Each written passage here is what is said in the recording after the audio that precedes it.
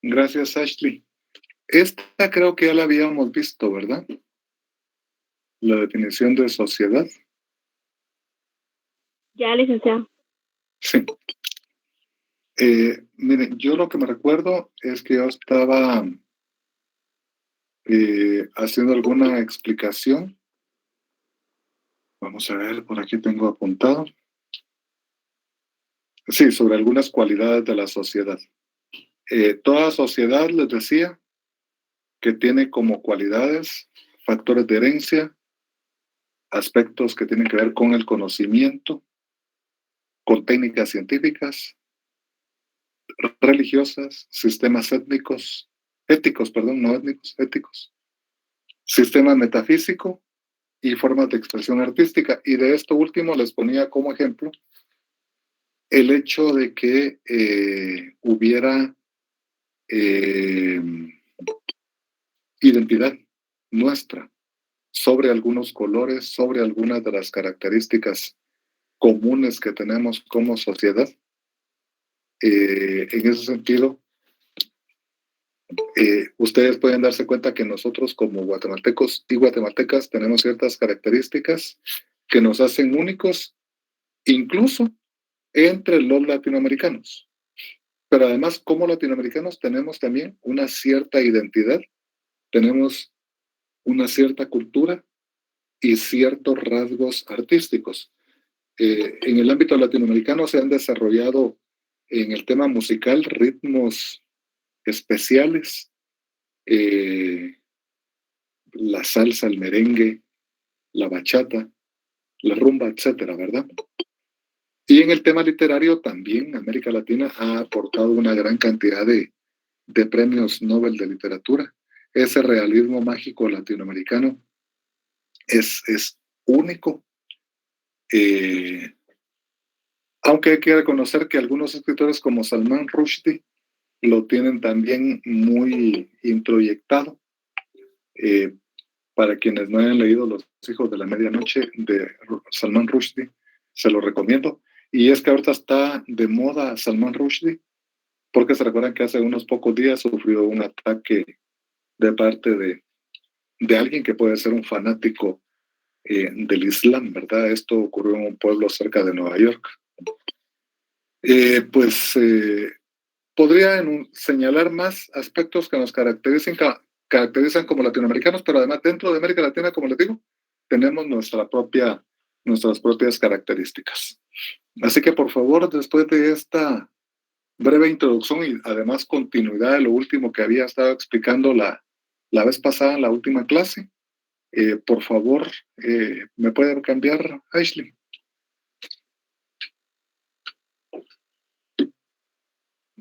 Funciones. ¿Quién me hace favor de leerlas? Jesslyn, por favor, y luego Sara. Buenas tardes, licenciado. Funciones. Cada uno de sus integrantes es un instrumento para que sean una realidad las relaciones humanas. Establecen una serie de normas que les son comunes a todos y todas las integrantes de esa sociedad. Muchas gracias, Jesslyn. Esto en realidad tiene que ver incluso con las distintas teorías que hay para entender el origen de la sociedad, porque para algunos cada integrante es un instrumento dentro del contexto de la sociedad. O sea, somos como una pieza de ajedrez dentro de la sociedad, una pieza que si falta alguna, el ajedrez pues está como inconcluso. Hay otros que plantean, como los anarquistas, por ejemplo, que el ser humano es el centro de toda la relación humana, no necesita de sociedad, que lo que requiere es de alguna forma de convivencia colectiva, y como no se requiere de sociedad, no se requiere de Estado, dicen los anarquistas. Ya les conté yo en alguna de las clases pasadas que el anarquismo se aplicó durante un breve periodo de tiempo en España. El anarquismo como figura, como corriente de pensamiento filosófico y social, se aplicó también en alguna ocasión en Ucrania. Y por cierto, les quiero mencionar este tema de Ucrania porque en aquella ocasión, cuando se aplicó, el resto de Rusia, que en ese tiempo era Unión Soviética, no lo permitió y decidió aplastar ese movimiento ucraniano en aquel momento. Invadió Ucrania y murieron muchísimos ucranianos. O sea, esta invasión que estamos viendo de rusos a Ucrania no es la primera vez que ocurre, ya ha ocurrido en muchas ocasiones, no solo en una, sino en muchas ocasiones en el pasado. Y ya les cuento esa que fue verdaderamente reciente, que fue en los años 40 más o menos, 30, 40 por ahí, en que ellos estaban tratando de hacer algo propio, algo por su cuenta, y los rusos no lo permitieron. Entonces, dentro de esas funciones, para ir saliéndonos de ese aspecto que tiene que ver con las distintas teorías que explican su surgimiento, hay que señalar que para la sociedad, los individuos son parte importante, parte fundamental, y lo que la sociedad les inculca a esos individuos son normas de convivencia comunes. Esas normas de convivencia son normas morales, normas éticas y obviamente normas jurídicas. Pero ahora ya también hay que tomar en cuenta que la sociedad se ve como más de manera global, como una gran aldea global, porque el Internet nos ha hecho que ya casi se estén rompiendo fronteras. Ya uno puede enterarse en tiempo real de lo que está pasando al otro lado del mundo, por ejemplo. No como antes, que se requería de una buena cantidad de tiempo para enterarse de todo lo que estaba sucediendo. Así que esas son las funciones. Por favor, que queden claras. La siguiente.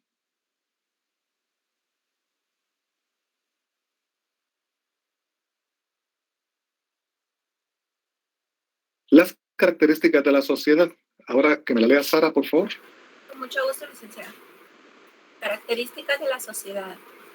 Pueden ser considerados una población, ubicación en una zona geográfica determinada, constituidos en grupos determinados, grupos que tienen funciones sociales y cultura.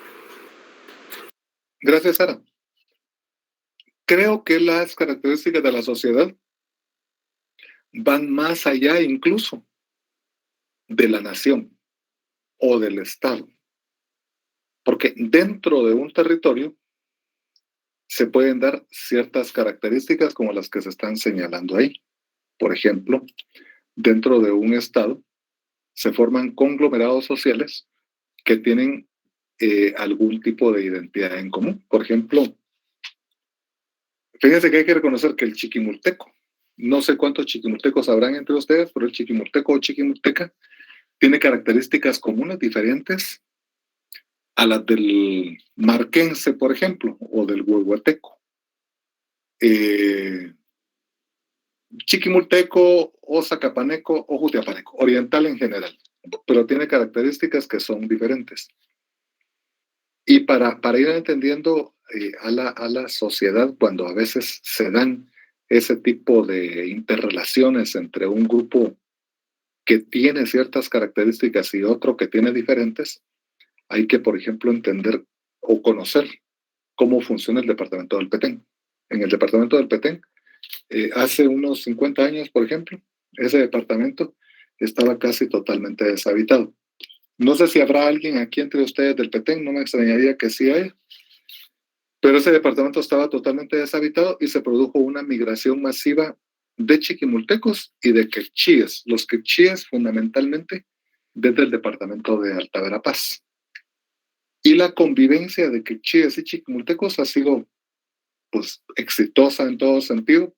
Conviven, son vecinos, están ahí al lado uno del otro, pero no es fácil cuando se trata de aspectos culturales que los hacen un tanto diferentes unos de los otros. Por ejemplo, la forma en que el quechí hace sus reuniones familiares son diferentes a las de los chiquimultecos, que son más escandalosos, por ejemplo. El quechí es más silencioso. Incluso la muerte, los quechíes la ven diferente que como los chiquimultecos la ven. Los chiquimultecos la ven incluso hasta casi como fiesta. Cuentan chistes, hay comida, hay licor, juegan naipe, conviven ahí alrededor del difunto. Y eso para los quechíes es como chocante, no les gusta. Genera como cierto rechazo en algún momento. Entonces, han tenido que aprender a convivir entre ellos porque son propietarios de casas que están una colindante con la otra. Así que tienen que establecer ese tipo de convivencia social. Pero se los cuento solo para entender cómo dentro de un estado, grupos pueden tener características diferentes. Pero se puede convivir en términos de en aspectos como lo cultural, funciones sociales, etcétera, ¿verdad? Así que esas son las características. Por favor, esta presentación ya les ha llegado, así que yo creo que la tienen todas y todos. Por favor, la siguiente, Ashley.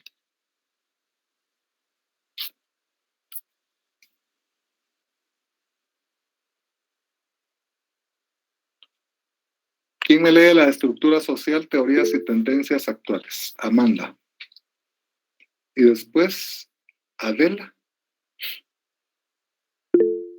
Estructura social, teorías y tendencias actuales. Una estructura es la formación, ya sea física o simbólica, que surge a partir del modo en que se relacionan los elementos que la componen. Social, por su parte, es objeto vinculado a la sociedad, un conjunto de individuos que comparten una cultura y conviven de acuerdo a normas en común. La idea de estructura social se utiliza en el terreno de la sociología. Así se denomina la forma adoptada por el sistema que se crea a partir de las relaciones que mantienen los integrantes de una sociedad. Dichas relaciones sistemáticas propician el desarrollo de una cierta estructura social. Muchas gracias, Amanda. Miren, toda sociedad tiene estructuras. Yo creo que el hecho de que se pueda establecer igualdad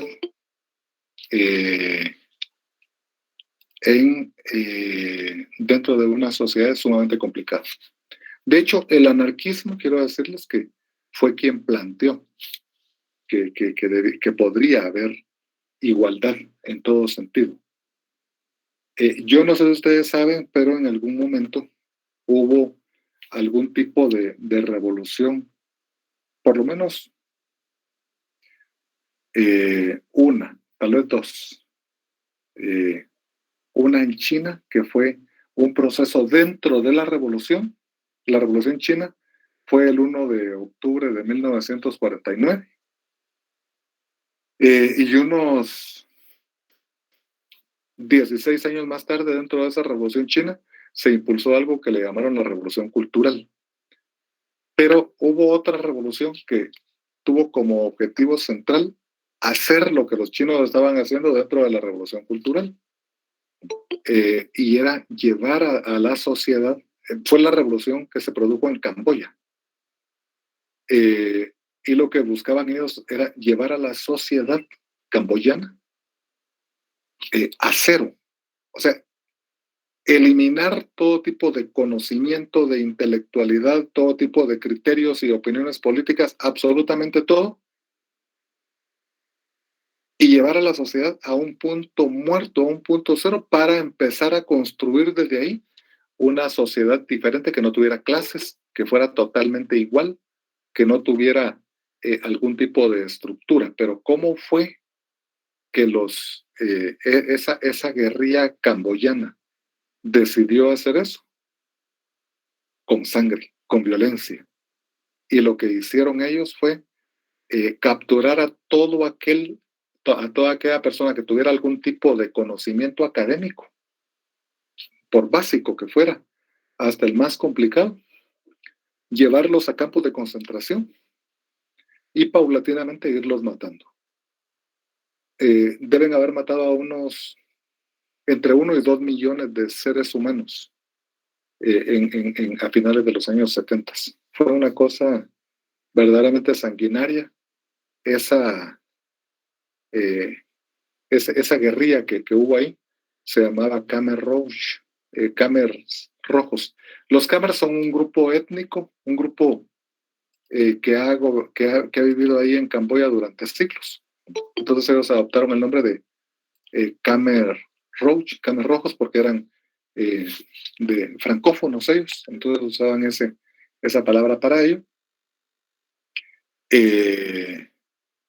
Y entonces fue una cosa atroz, no se imaginan ustedes. Si no hubiera intervenido Vietnam en diciembre del 79 en Camboya, esa matanza, yo no sé en qué habría terminado, pero habría sido una cosa terrible.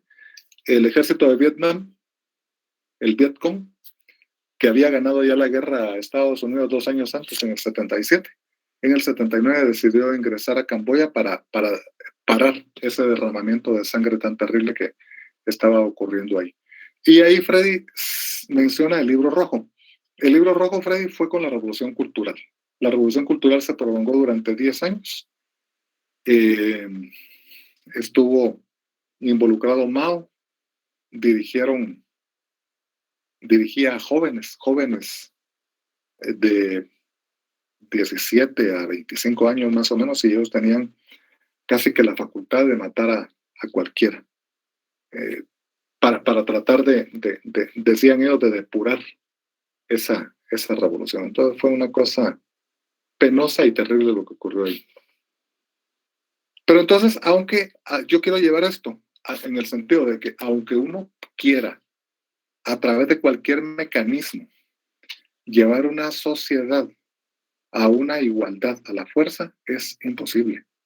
Dentro de una sociedad, aún si hubiera una sociedad comunista, aún si hubiera una sociedad anarcocomunista, por ejemplo, que mezclara el anarquismo con el comunismo, aún así habría algún tipo de desigualdad dentro de esa sociedad, porque el igualitarismo en general no puede ser una realidad, no puede existir del todo.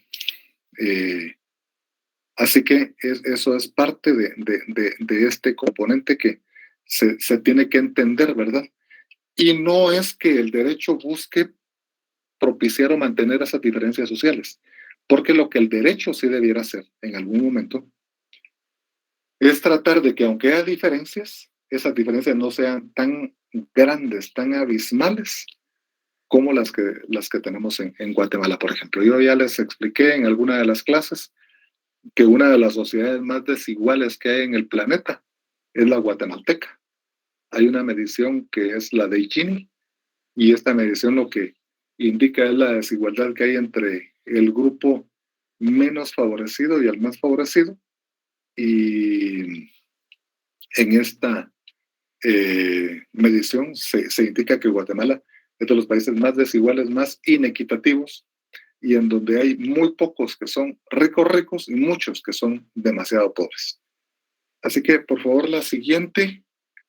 Y la siguiente tengo a Adela. No sé si alguien se me brincó, si alguien se me pasó, pero yo tengo después a Adela y después a Fabiola. Si no apunté a alguien, por favor háganmelo saber. Miren, esta no se la voy a decir a Adela porque es demasiado pequeña, pero así que Adela, espérame todavía. El término estructura y su evolución. La estructura proviene etimológicamente de struere, que es la acción de construir. Struere, en realidad, es un término que proviene más de idiomas germánicos. que de idiomas griegos o romanos. No es que no existiera la palabra construir dentro del idioma griego o del idioma romano, pero se tomó más de idiomas germanos. Recuerden que los germanos no solo son un idioma, sino son más de un idioma, y en algún momento tuvieron que unificar esos idiomas casi a la fuerza durante cuando existía el imperio prusiano en esa parte del mundo, ¿verdad? ¿Y qué es lo que significa estructura? Que viene de construir, significa la división y orden de las partes de un conjunto. O sea, no es que esté nada más el aspecto de construir, sino cómo ese conjunto va a ir teniendo algún orden, algún tipo de entendimiento para, ahí sí, valga la redundancia, llegar a entender esa estructura. Y toda estructura, también quiero decirles, que evoluciona, no es algo estático. De hecho, algo que es muy importante y que tiene que quedar muy claro para ustedes es que nada es estático en el universo. Todo está en constante transformación, en constante movimiento. Me imagino que esto ya lo vieron ustedes en algún momento en alguna clase que tiene que ver con filosofía. Pero si no lo han visto, tienen que tener muy claro esto, ¿verdad? Que hay leyes de la dialéctica que explican cómo todo está en constante transformación, nada es estático, nada es igual. Heráclito, por ejemplo, decía, y de manera muy, muy cierta, que nadie se baña 2 veces en el mismo río. Y yo creo que eso es bastante profundo porque indica que el mundo está en constante transformación. Así que la siguiente, por favor, Ashley. Bueno, esta se la voy a dejar a Adela, que me haga favor. Ok, licenciada. ¿Qué es estructura social? Serie de relaciones existentes en un momento dado que ligan entre sí a ciertos seres humanos. Ordenación de personas que mantienen entre sí relaciones institucionalmente controladas o definidas. Muchas gracias, Adela. Fíjense que toda sociedad tiene relaciones existentes que hacen que uno se sienta ligado a ellas. Y quienes son del interior del país me lo van a entender mejor. Yo soy chiquimulteco. Y a pesar de que no he vivido en Chiquimula desde la niñez, hay algo que a mí me tiene amarrado a Chiquimula y me atrae de Chiquimula. Y no solo es el lazo familiar, porque podría uno ya haber perdido a casi toda la familia ahí.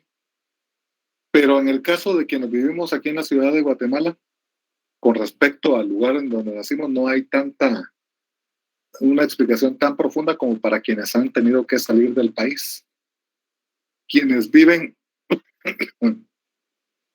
en Estados Unidos, por ejemplo, vienen de Estados Unidos, pasan por la capital directo al pueblo en el que crecieron, porque hay algo ahí que les atrae, con lo cual se identifican, y aunque estén décadas viviendo en una sociedad moderna como la estadounidense, añoran y van a venir en algún momento a encontrar sus lazos.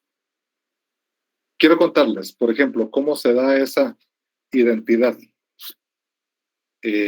Durante el periodo del conflicto armado interno, se cometieron gravísimas violaciones a los derechos humanos. En algún momento, militares, por ejemplo, ingresaban a una aldea con armas en mano, disparándole a quien se moviera, mataban a cualquiera. Pero en algunos casos hubo algunos militares que de manera un tanto humanitaria tomaron a los niños y los llevaron a albergues o los llevaron a hospicios. Esos niños en algún momento fueron dados en adopción, algunos a familias guatemaltecas, otros a familias en el extranjero. Otros lamentablemente se quedaron trabajando casi como esclavos desde niños y otros quedaron como niños en la calle.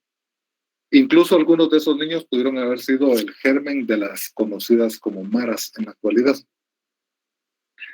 Pero para quienes salieron del país en algún momento y llegaron a vivir, qué sé yo, en Europa o en Estados Unidos, aunque apenas recuerdan, por ejemplo, el lugar o la familia a la cual pertenecían o el lugar en el cual habían nacido, obviamente por sus rasgos físicos, por su tamaño, etcétera, eran diferentes a otros niños, a otras personas en esos lugares. Entonces, en muchos casos, esos que llegaron niños y ya como adultos, buscaron la manera de encontrar sus lazos con sus orígenes.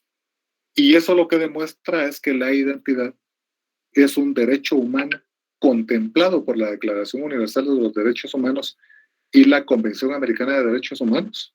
Un derecho humano que debe ser respetado. La identidad no se puede romper en ningún momento.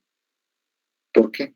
Es fundamental para el desarrollo espiritual de todo ser humano. Cualquiera tiene derecho a que se le pueda identificar con un determinado grupo social. Entonces, siempre eso va a existir. A veces uno, como no ha salido o no se ha alejado de donde dejó el ombligo, para decirlo en otros términos, uno no lo entiende bien, ¿verdad? Pero también esa estructura social es la que va a ubicar dentro de distintos estratos a cada persona. En una sociedad como la guatemalteca, es difícil que alguien que nace en un estrato pueda dar el salto hacia arriba, hacia otro estrato. En una sociedad de capitalismo puro, eso es posible. En Estados Unidos, es posible que alguien que nace con escasos recursos allá pueda llegar a convertirse en algún momento en alguien con muchísimo dinero, con muchísimo poder económico y político, por ejemplo. Pero en el caso de Guatemala, hay que ser realistas, no es tan fácil. Así que la siguiente, por favor, Ashley. Este diagrama no se lo voy a dejar a Fabiola para que lo lea. Voy a explicarlo yo. Por favor, pónganle atención. Miren, aquí lo que nosotros vemos son en el centro del diagrama a los individuos, a las personas. Esos individuos tienen una determinada acción social, o sea, un rol, un papel que están cumpliendo. Tienen un determinado tipo de organización en la que funcionan, la familia, por ejemplo, clubes sociales, clubes deportivos, etcétera, en los que pueden estar. Y tienen algún determinado estilo de vida. El estilo de vida puede ser de acorde al medio en el que se están desarrollando. Esos individuos, a la vez, tienen una determinada cultura y son influidos por una determinada institución. En el sentido de la cultura, tienen un sentido compartido de la realidad, todos en conjunto, o algunos, nunca faltan aquellos que no saben ni siquiera en dónde viven. A mí me da un poco de curiosidad cuando hacen alguna encuesta y que sale publicada en el periódico. Dice el 50% de la población opina que la lluvia extrema afecta al país con inundaciones. Un 45% opina que beneficia y un 5% no sabe. Y yo siempre pienso, es posible que alguien diga, no tengo ni idea, no sé, ¿verdad? Pero siempre en esas encuestas salen esos. Entonces siempre estarán esos que no saben, que no tienen conocimiento de la realidad en la que están viviendo. Y fíjense que des en cuenta que estoy analizando de en medio de ese esquema hacia abajo para luego llegar a la parte superior. Luego tienen instituciones. Las instituciones son las leyes, la soberanía, el régimen de gobierno. Y dentro de eso también hay, así hay que verlo, las mismas instituciones físicas como tales, pero sobre todo esas instituciones físicas van a funcionar acordes al tipo de gobierno, a a la forma de plantearse la realidad que pueda haber, por ejemplo.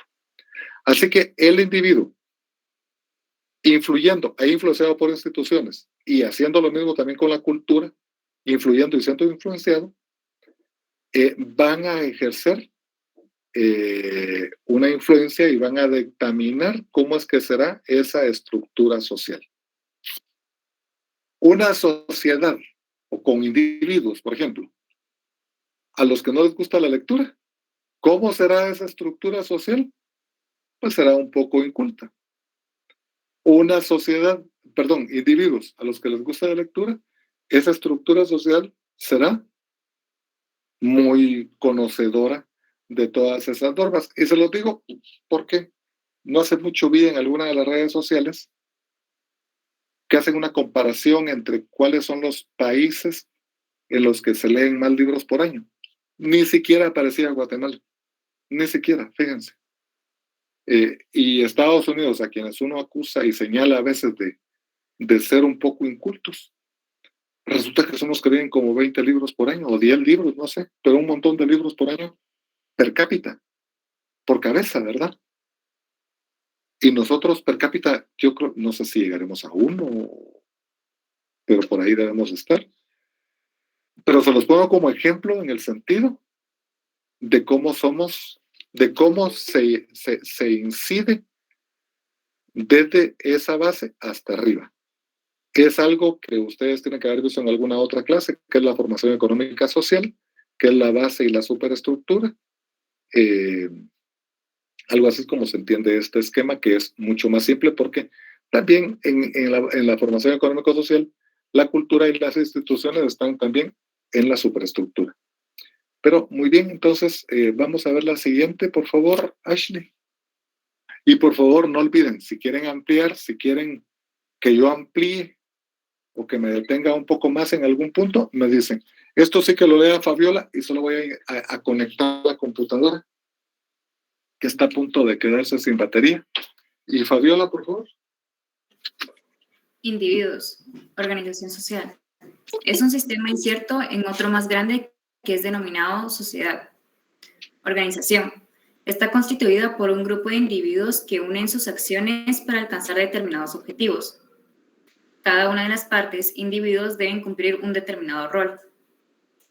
Estilo de vida. El estilo de vida se refiere a las formas particulares de manifestarse, el modo y las condiciones de vida en las que las personas integran el mundo que les rodea y que incluyen hábitos de alimentación, higiene personal, ocio, modos de relaciones sociales, sexualidad, vida relacional y de familia y mecanismos de afrontamiento social. Fabiola, muchísimas gracias. Como ustedes pueden ver aquí lo que encontramos es más la explicación de algunos de los componentes que estaban en la gráfica anterior. Pero solo voy a detenerme un poco más en el componente del estilo de vida. Los guatemaltecos somos diferentes incluso a nuestros vecinos, a los vecinos salvadoreños, a los vecinos mexicanos. Quienes tienen la posibilidad de viajar por todos lados se dan cuenta de cómo somos de diferentes nosotros. Pienso que el hecho de que seamos más callados, más discretos, menos escandalosos de lo que son los salvadoreños o los hondureños, por ejemplo, se debe fundamentalmente, yo pienso, no es que yo sea antropólogo, sino que solo estoy mencionando algunos aspectos, al hecho de que hayamos sido capitanía general, a la influencia indígena también en la sociedad en general, y al hecho de que acabamos de vivir un periodo de confrontación y de gravísimas violaciones a los derechos humanos, en que la población, para salvar su vida, prefirió simplemente callar, no decir nada, porque era un mecanismo de defensa el que tenía. La siguiente, por favor, Ashley.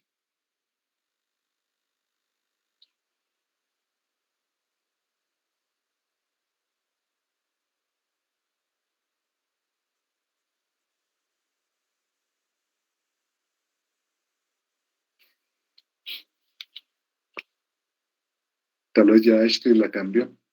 A veces tarda, ¿verdad? Ahí está. formas de regular el cumplimiento de los roles. ¿Quién me hace favor de leer? Brian, por favor. Formas de regular el cumplimiento de los roles. Las leyes en general, los reglamentos de las instituciones, los mandamientos religiosos, los códigos éticos, las normas de atención en salud. Muchas gracias, Brian. Sobre todo, la forma en que se van a cumplir los roles es a través de reglas que se han ido creando, reglas escritas. Desde los primeros documentos que el ser humano creó, entre ellos, por ejemplo, la Torá, que es la Biblia de los judíos, o la Biblia de los cristianos, o el Corán de los musulmanes, y otros que podrían existir desde antes, siempre se ha hecho referencia a normas escritas, a normas que obligan, unas más duras que otras, unas más sanguinarias que otras, pero aquí lo que hay, si ustedes se dan cuenta, en estas formas para regular el cumplimiento de roles, son puras reglas.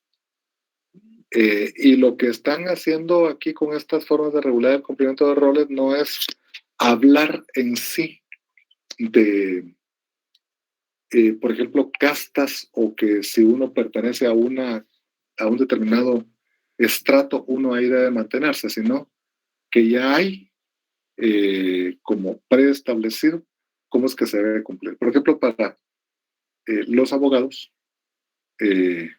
uno cuenta con códigos de ética profesional, un código de notariado, por ejemplo.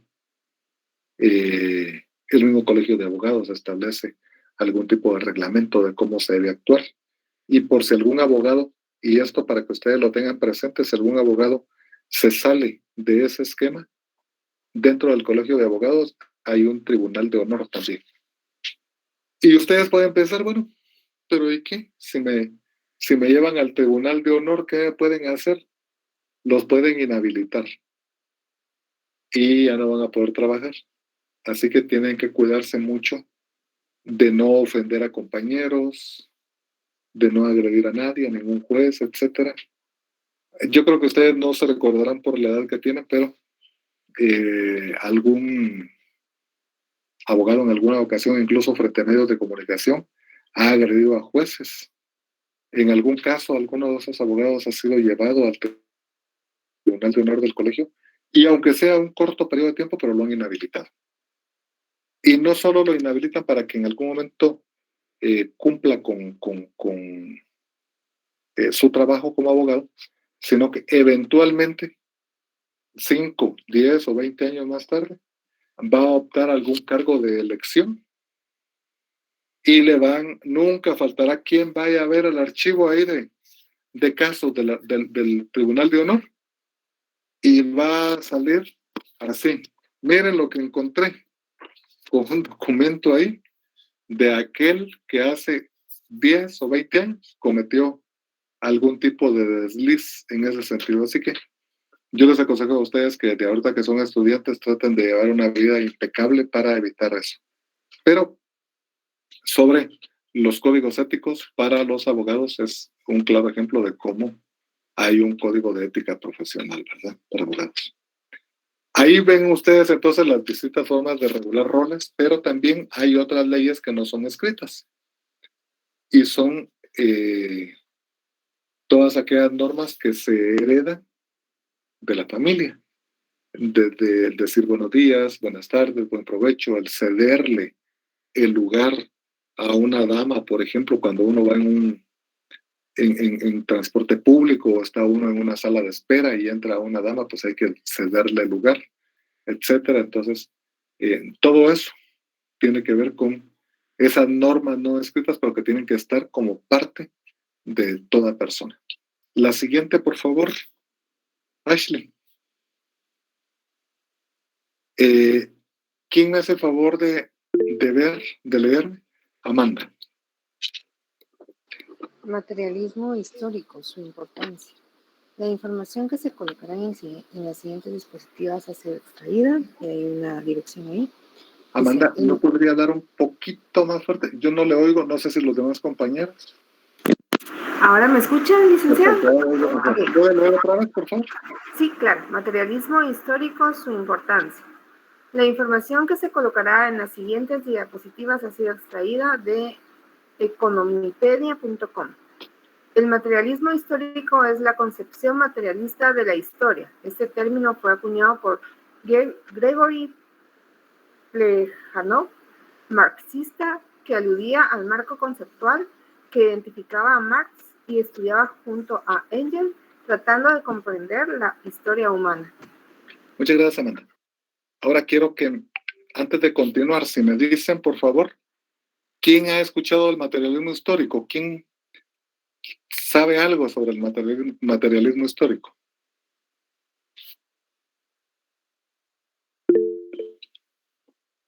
Muy bien, tenemos a José Rodolfo. Por favor, José Rodolfo. Pues yo lo que recuerdo del materialismo histórico también se resolvaba con lo de la dialéctica, ¿verdad? La ley de la dialéctica, y pues estaba también bastante ligado con lo que era como la ideología comunista, ¿verdad? Y tomaba en cuenta como la lucha de clases y la unidad de lucha de contrarios, es una ley de la dialéctica, pero daba como a otro punto de vista que era como más opuesto al del positivismo, ¿verdad? Eso es lo que me recuerdo. Muchas gracias, José Rodolfo. Felicitaciones por su intervención. A mí me gusta que intervengan, que opinen. También Freddy, que no ha intervenido verbalmente, pero lo ha hecho ahí, habla de qué es la teoría marxista. No marxista, sino por Marx, dice después. Lo material infiere en la transformación de la sociedad. Algo sin acuerdo, dice. Gracias, Freddy, y gracias, José Rodolfo. Antes de explicarles a fondo, no a fondo, porque no es una clase de marxismo esta, ¿verdad? Sino de explicar someramente este componente del materialismo histórico. Quiero decirles que hay al menos 3 teorías que permiten explicar el origen de la sociedad. El marxismo es una de ellas. Pero por favor, aquí sí les pido que tomen nota. Esto no está incluido en la presentación, pero sí me interesa que lo sepan ustedes y puede ser motivo de examen. Es que las 3 teorías son la aristotélica, la contractualista y la materialista. Por eso es que yo aquí hago referencia a la materialista, pero me interesa tomar en cuenta las otras 2. La aristotélica lo que dice es que todos los seres humanos, en el momento en que nacemos, pues venimos como muy puros, no venimos contaminados de nada, y que esa manera como muy natural de ser es la que hace que nosotros podamos estar de acuerdo, por ejemplo, con cumplir algún tipo de norma escrita o norma social, pero que es la que va a permitir que uno conviva en sociedad. Y que ese es el origen de la sociedad, el tener necesidad de no estar solos, entendiendo que solos podemos morirnos en algún momento. Entonces, el hecho de que solos somos débiles y unidos vamos a tener un poco más de fuerza, es lo que nos va a permitir que podamos compartir, que podamos convivir de manera colectiva. Y eso lo planteó Aristóteles en su momento. Recuerden ustedes que Aristóteles, entre otras cosas, fue, por ejemplo, maestro o profesor de Alejandro Magno o Alejandro el Grande. Entonces él era un profesor muy connotado, y además tenía una forma muy peculiar de enseñar. Él tenía un estilo que se conoce como el estilo de los peripatéticos. ¿Alguien ha escuchado del estilo de los peripatéticos? ¿Le suena a alguno de ustedes?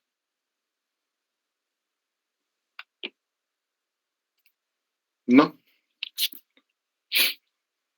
Les aconsejo que lo lean en algún momento. Pues aquí queda pregunta. Aristotélica, materialista.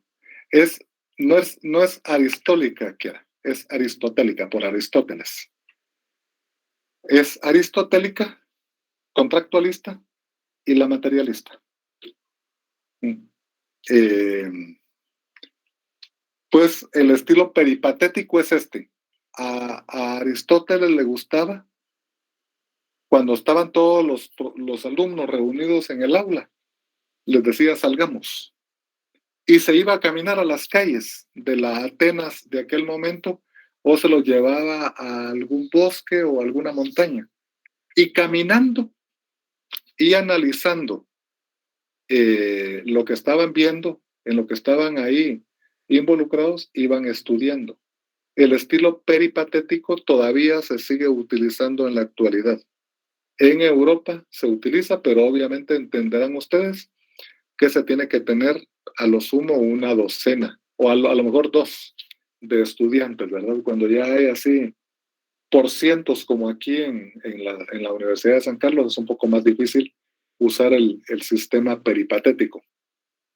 Entonces se lo doy para cultura general a ustedes. El segundo la segunda de las teorías que explica el origen de la sociedad es la contractualista. Y esta, a lo que se refiere, es algo así como que el ser humano, no importa si nace bueno, si por naturaleza es bueno o si por naturaleza es malo, la realidad es que el ser humano necesita de un espacio de convivencia. Así que establece como una especie de contrato social con otros seres humanos para que todos juntos le faculten a otro que va a estar arriba a que sea el gobernante y todos ellos los gobernados. Pero es algo así como que uno tiene que acceder a esa especie de acuerdo tácito de que así tiene que ocurrir. Máximos exponentes del contractualismo, Hobbes, que ya en alguna clase yo les planteé que él decía que todos nacemos malos, todo ser humano nace malo. Desde que nace podría hacer la guerra si quisiera, podría cometer cualquier daño.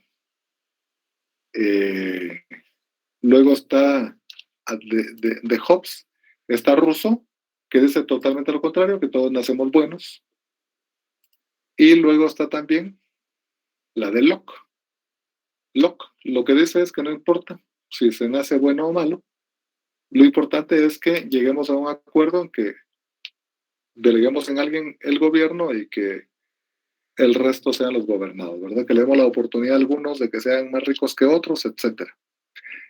Luego ya de haberles explicado estas 2 teorías, ya caigo en la del materialismo histórico. El materialismo histórico es el que se basa, el que se fundamenta, como bien Freddy lo dijo por ahí arribita en el chat, en el pensamiento de Marx y en el de Engels.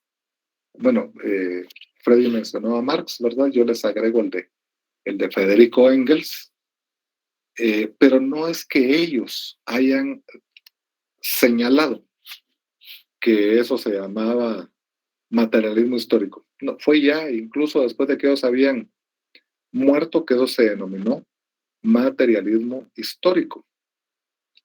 Para quienes quieran estudiar el materialismo histórico se van a dar cuenta que el materialismo existía desde la antigua Grecia. Heráclito, de hecho, era materialista. Antes de Marx ya había materialistas. Marx o Plejánov, que es el que está ahí en esa, en esa diapositiva que tienen ustedes, que es un ruso, Georgi Plejánov lo que hace es denominarle a ese materialismo de Marx materialismo histórico. ¿Y por qué le llaman materialismo histórico? Porque es el sustentado en toda una trayectoria histórica y que da como resultado esa forma de pensar, como que fuera la unión de todos esos materialismos que habían antes. Por favor, la siguiente, Ashley.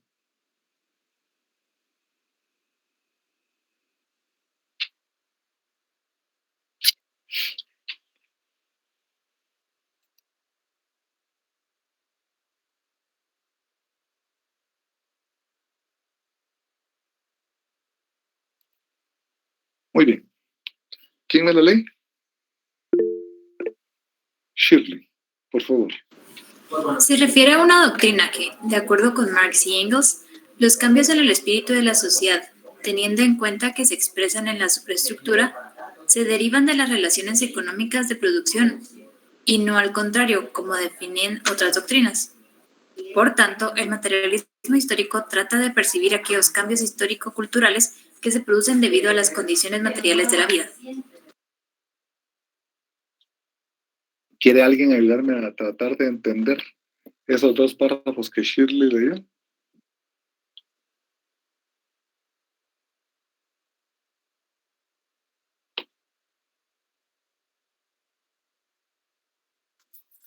Bueno, miren, lo que dice Marx y Engels, realmente Marx explica prácticamente todas las ciencias en el conjunto de libros que él escribió en algún momento. ¿Han escuchado ustedes hablar de Marx?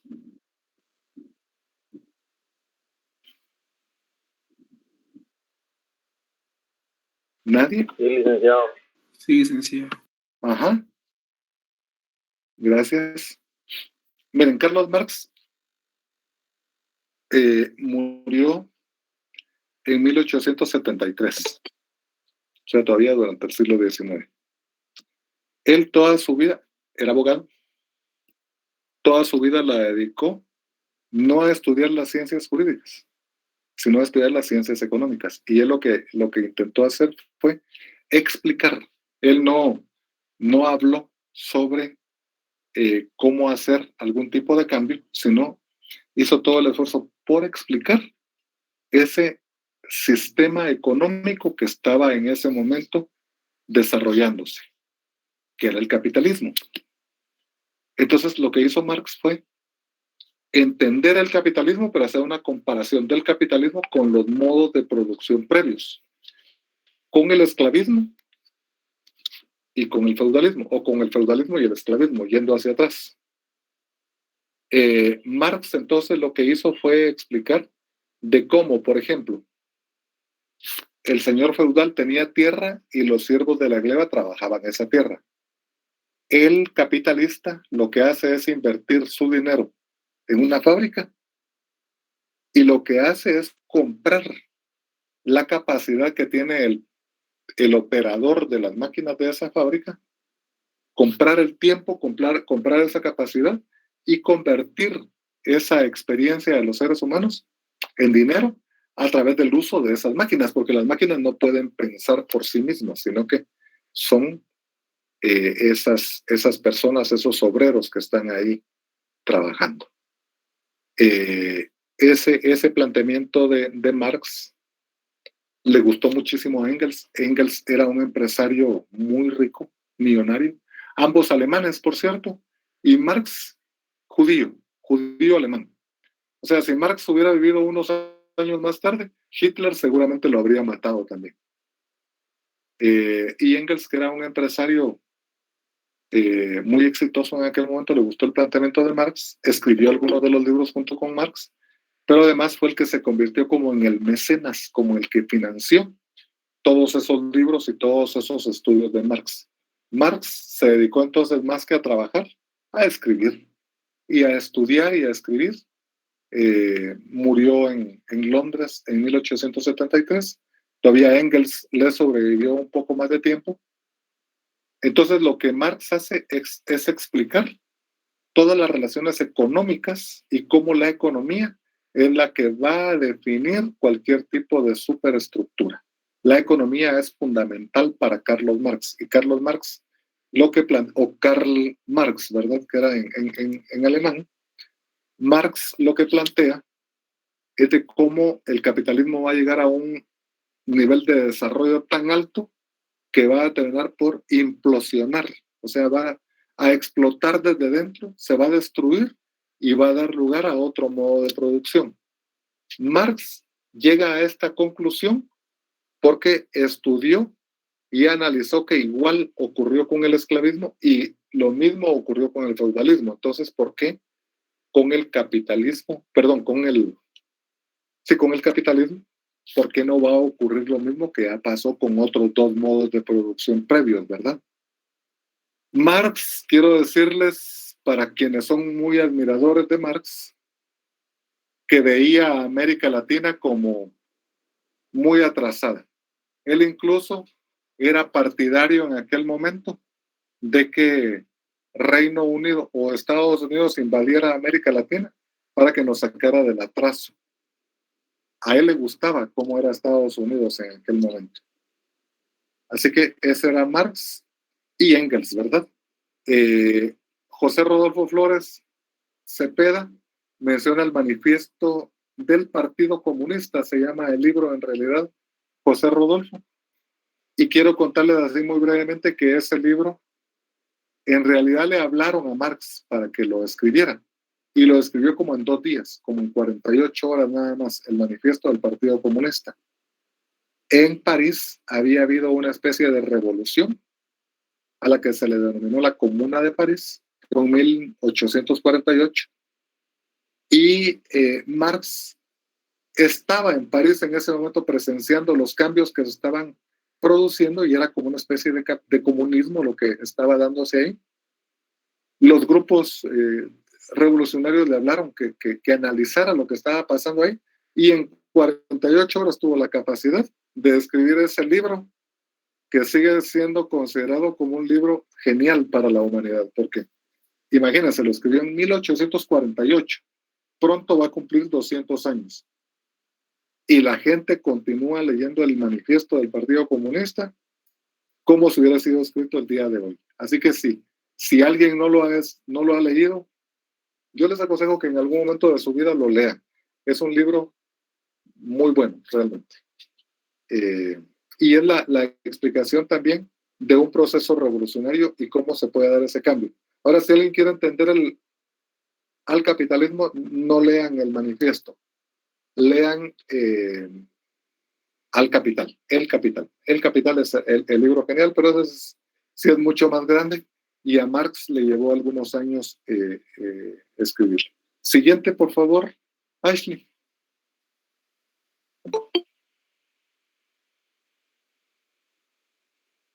Las características del materialismo, por favor, ¿quién me lo lee? Tengo a Brian y a Diego. Así que Brian y después Diego. Características. Concibe de que todo lo que se refiere a una sociedad viene determinado por su modelo de producción. Establece que los cambios socioeconómicos no dependen de la determinación individual. Muestra la economía como base de la historia social. Las transformaciones históricas son consecuencia de las fuerzas de producción. Sí. Marx, o el materialismo histórico, en este caso ya no Marx, explicaba todo el materialismo histórico, todos los fenómenos, todas las ciencias, sobre la base de la economía. Entonces, por ejemplo, para Marx, una definición, para el materialismo histórico, perdón, voy a salirme de Marx y voy a entrar al materialismo histórico. Para el materialismo histórico, derecho, una definición de derecho, sería la voluntad de la clase dominante convertida en ley. O sea, aquí lo que el materialismo histórico decía era que los que gobiernan, los que dominan en una sociedad son los que van a dictaminar cómo es que van a darse esas leyes. Pero el materialismo histórico concibe que todo lo que ocurre dentro de una sociedad está determinado por su modelo de producción. O sea, si una sociedad es agrícola, todo lo que haya en esa sociedad va a ser agrícola. Y miren, no deja de tener razón el materialismo histórico, porque una sociedad agrícola como la guatemalteca, en donde la industria aporta escasamente un 15% al Producto Interno Bruto, lo demás son remesas o es agrícola o es el agro, pues no tenemos como mucha posibilidad de desarrollo. Ni siquiera tenemos posibilidad, por ejemplo, de mejorar en temas como el turismo, porque continúa el país siendo víctima de esa criminalidad que afecta tanto la llegada de turistas al país. Entonces son cosas que afectan. Pero, por ejemplo, una sociedad o un estado como el venezolano, que ha sido mucho más rico siempre que el guatemalteco, basa su economía en una materia prima, que es el petróleo. Y eso también impide que haya algún tipo de desarrollo. Una sociedad que no se sustenta en materias primas es aquella que puede llegar a tener bastante desarrollo. Y eso es lo que decía Marx, en el sentido de que cómo va a funcionar una sociedad, la forma de pensar, la forma de actuar, etcétera, va a estar definida por el modelo de producción, o sea, por lo que está haciendo. ¿Qué hay en desde dónde viene el dinero? Desde industria o desde sembrar plátanos, ¿verdad? Etcétera. Y por eso es que a estas repúblicas nos siguen llamando repúblicas bananas todavía, repúblicas bananeras, a manera de burla, nos dicen así en otros países. Entonces dice el materialismo histórico que cualquier transformación va a estar dictada por la economía. Y eso significa que si una sociedad está padeciendo hambre, desempleo, crisis de todo tipo, esa sociedad va a provocar cambios, va a producir cambios. Siguiente, por favor, Ashley.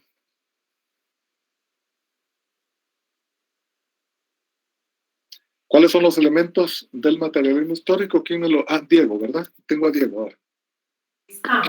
Elementos: la estructura, fuerzas productivas, relaciones de producción y modos, la superestructura, instituciones y regulaciones que expresan el espíritu social.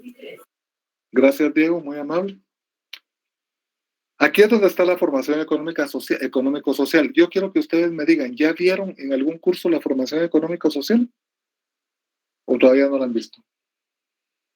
Porque tampoco quiero dar algo que ustedes ya vieron en otro curso, ¿verdad?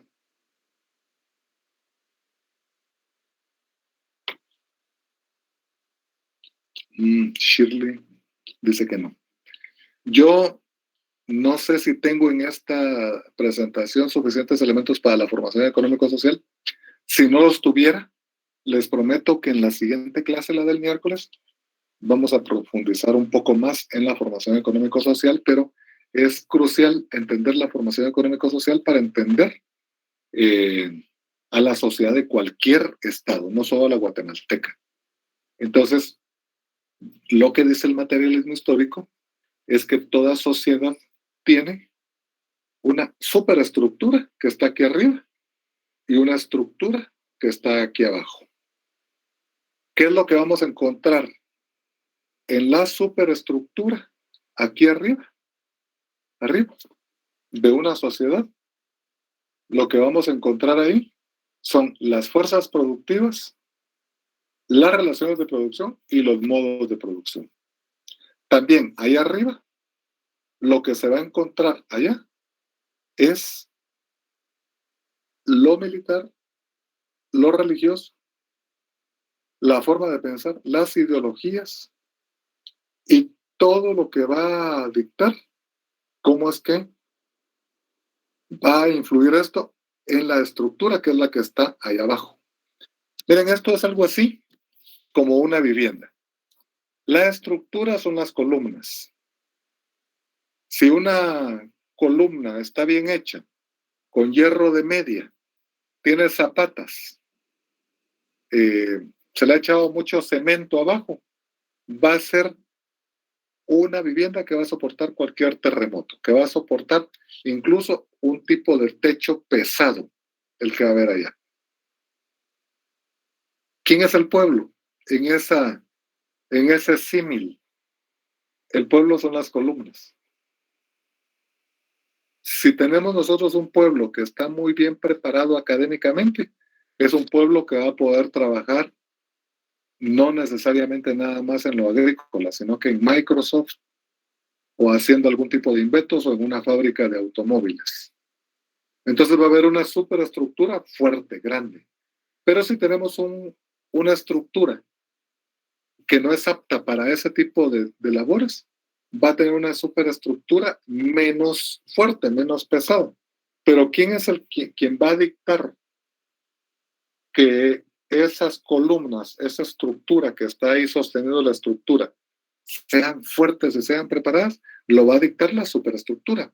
Esta superestructura que está arriba es la que va a decidir qué tipo de estructura es la que necesita. En algunos casos, la superestructura, que es donde está el gran capital, los más ricos, los que más tienen, etcétera, están tan contentos con tener una estructura no lo suficientemente sólida ni lo suficientemente preparada y tienen ganancias suficientes que entonces dicen, ¿para qué vamos a querer mejorar esa estructura?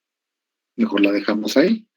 Vamos a seguir siendo ricos, vamos a seguir teniendo todo lo que tenemos, vamos a tener a la iglesia de nuestro lado, vamos a tener las ideologías políticas de nuestro lado, a los partidos políticos de nuestro lado y a las leyes de nuestro lado. No tenemos que cambiar nada. Se los pongo como algo así un poco de manera simple, pero sí quiero nada más preguntarles si me captaron la idea. De todas formas, yo les prometo que voy a profundizar un poco más en esto. Por favor, ¿me puede cambiar, Ashley?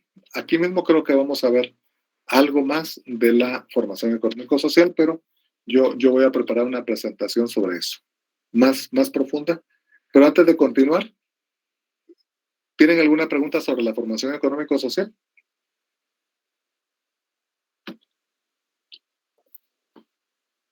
Bueno, no tienen ninguna. Por favor, ¿quién me quiere leer el materialismo histórico y las transformaciones sociales?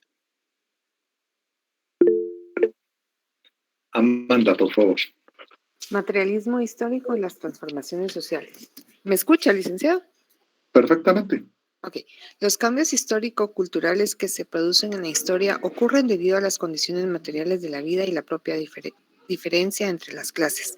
Dichas transformaciones se daban por dos factores esenciales: lucha de clases y modos de producción. De esta forma, la cronología de la historia, de acuerdo a Marx, viene determinada por la actividad económica de la sociedad. Ustedes van a encontrar en el materialismo histórico siempre el componente económico en todo. En todo. Por ejemplo, dentro de poco vamos a ver el estructural funcionalismo. Y yo les enseñaba el libro de Max Weber o Max Weber, como ustedes quieran llamarle, gordo, grande, y que Kiara hizo favor de enviarlo a todos para que todos lo tengamos en la biblioteca virtual. Y les hablaba de que Max Weber es estructural funcionalista. Pero el estructural funcionalismo también es materialista, también es de la escuela del materialismo, entonces tiene bastante en común con el materialismo histórico. No es materialista histórico, es materialista. Entonces, lo que dice Marx sobre esto es que esas relaciones sociales de producción, esas diferencias entre las clases sociales son las que van a dictar, incluso a través de luchas sociales, toda esa transformación que se ha dado en nuestra sociedad o en todas las sociedades del mundo en general. Ejemplo de ello, el 1 de mayo de 1886, en distintas ciudades de Estados Unidos, pero más específicamente en Nueva York y en Chicago, se realizaron luchas sociales en favor de las 8 horas laborales, esas 8 horas que ahora son tan simples, tan conocidas por todos y que es parte de los derechos que se han ya adquirido y conquistado, ¿verdad? ¿Cuál fue la respuesta del Estado estadounidense hacia esas luchas que se dieron? Disparar. Disparar, y se cometió una masacre el 1 de mayo de 1886. A partir de ahí, a nivel mundial, y es irónico esto, porque se celebra el 1 de mayo, el Día del Trabajo, de los trabajadores, en todo el mundo. Pero no sé si ustedes saben que Estados Unidos es el único país que celebra el Día del Trabajo en otra fecha, no el 1 de mayo, sino en una fecha diferente, a pesar de que ahí adentro se cometió ese crimen tan terrible contra trabajadores que estaban organizados en aquel momento en sindicatos en Estados Unidos. Y aquí les voy a preguntar, aprovechando esas fechas simbólicas, si alguien sabe por qué es que se celebra el 25 de noviembre el Día de la No Violencia contra la Mujer. Si alguien lo sabe, me levanta la mano, pero voy a continuar con la clase. Si alguien me pasa la siguiente, por favor, Ashley.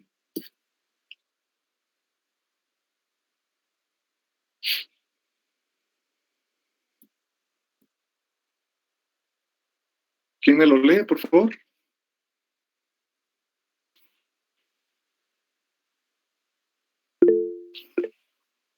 Sara. Por favor. Materialismo histórico y capitalismo. El capitalismo es un sistema de organización político, económica que presenta grandes fallos. Esto se debe a que no obedecen a una evolución natural de la sociedad y la historia, sino una construcción histórico-social. Esto ha provocado que dichos sistemas de organización puedan cuestionarse, así como encauzarse en otros modelos que son más válidos. Requisito fundamental es la conciencia de clase, así como el control de los medios de producción. Solo así se podría cuestionar y combatir el orden establecido. Muchas gracias, Sara. Miren, esto es básicamente lo que yo venía diciendo, ¿verdad? Según el materialismo, dicen, Astrid tiene razón. Ahí está la respuesta. El 25 de noviembre se celebra el Día de la No Violencia contra la Mujer, porque y fueron casi de manera simultánea varias que lo dijeron. Astrid, Kiara, y Astrid incluso dice que hay una película. Sí. Las hermanas Mirabal en la República Dominicana fueron capturadas de manera ilegal, fueron llevadas a una cárcel que se conoce como la 440. O se conocía como la 440, yo creo que la 440 ya no existe. Y por eso es que hay un cantante famoso, a ver si ustedes saben quién es, que su grupo se llama el 440. Entonces, ese cantante le puso el 440 a su grupo de manera simbólica por esa cárcel en que tuvieron a las hermanas Mirabal. Y parece que de último... Juan Luis Guerra y su 440. Así es, Amanda. Juan Luis Guerra. Y Juan Luis Guerra le puso así porque es anti-trujillismo, porque para los expertos en historia, que entre ustedes seguramente hay muchos, quiero decirles que el trujillismo en la República Dominicana sigue tan vigente como en 1962, cuando ocurrió lo de las hermanas Mirabal, o cuando Rafael Leónidas Trujillo fue muerto por órdenes de la CIA en aquel momento. O sea, siguen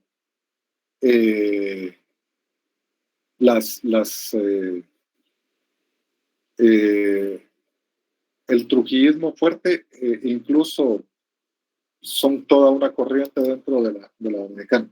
Francisca Roselinda dice, por las mujeres que murieron en la fábrica de textiles. Creo, Francisca, que eso es el 8 de marzo, que es el Día de la Mujer, pero muchísimas gracias. Pues volviendo a la presentación, dice el materialismo histórico que el capitalismo presenta grandes fallos. La verdad es que, aunque digan que presenta grandes fallos, ha sobrevivido como un sistema de producción, como un modo de producción hasta ahora. No es que yo quiera ser defensor del capitalismo, ni mucho menos, pero sí hay que ser realista que en lugar de que el capitalismo se va debilitando, cada vez ha ido adquiriendo más y más fuerza. Incluso un régimen como el chino, en donde hubo una revolución comunista, lo que ha hecho es impulsar el capitalismo como un modo de producción dentro. Y es un capitalismo, hasta donde yo entiendo, yo obviamente nunca he estado en China, pues, pero lo que he leído es que es un capitalismo salvaje el que tienen ahí en China. Así que eso es. La siguiente, por favor, Ashley.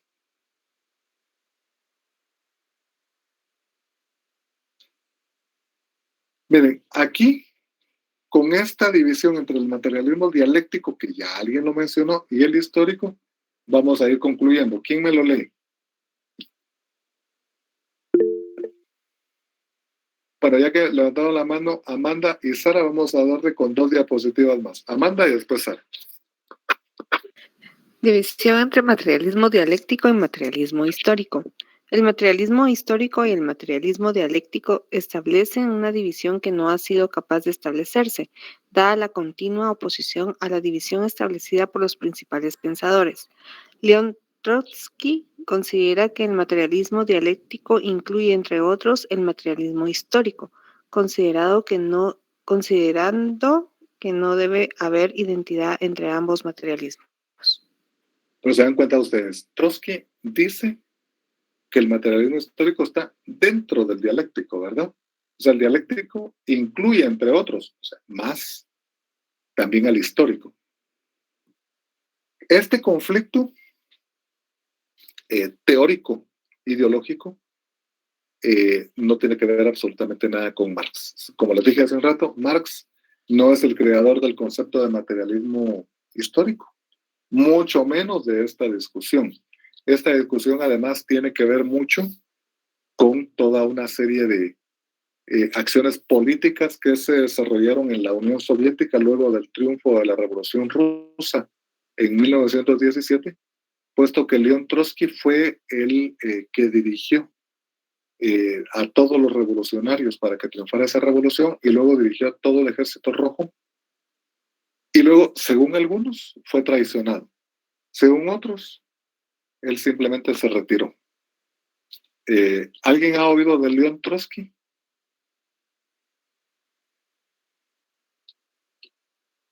No, licenciado. Incluso de todo hay películas en este tiempo, ¿verdad? Así como dijeron que había películas de las hermanas Mirabal, también hay una serie en Netflix que se llama Trotsky. Y ahí es Nilton, amigo de Frida, así es. Murió en México, murió de una manera violenta. José Stalin mandó a un español, Rodolfo Mercader, se llamaba, y lo mató a León Trotsky con una de esas piochitas que sirven para escalar montañas, esas que la clavan en la piedra y que suben así con eso. Ya en los años 40. La siguiente, para que Sara no se quede sin leer, por favor. Por favor, Sara. El materialismo histórico y el derecho. El derecho forma parte de la superestructura de la sociedad, que está constituida por la estructura económica. La norma jurídica ejerce influencia condicionante y determinante en los procesos económicos. Esto, como es un poco más profundo, para ya entender el materialismo histórico y el derecho, la vamos a dejar ahí. Vamos a iniciar con esta el día miércoles otra vez. Así que Muchísimas gracias, Ashley. Y ya los dejo porque faltan unos pocos minutos para su siguiente clase, pero ha sido un gusto haber estado con ustedes aquí en este viernes y les deseo un buen fin de semana.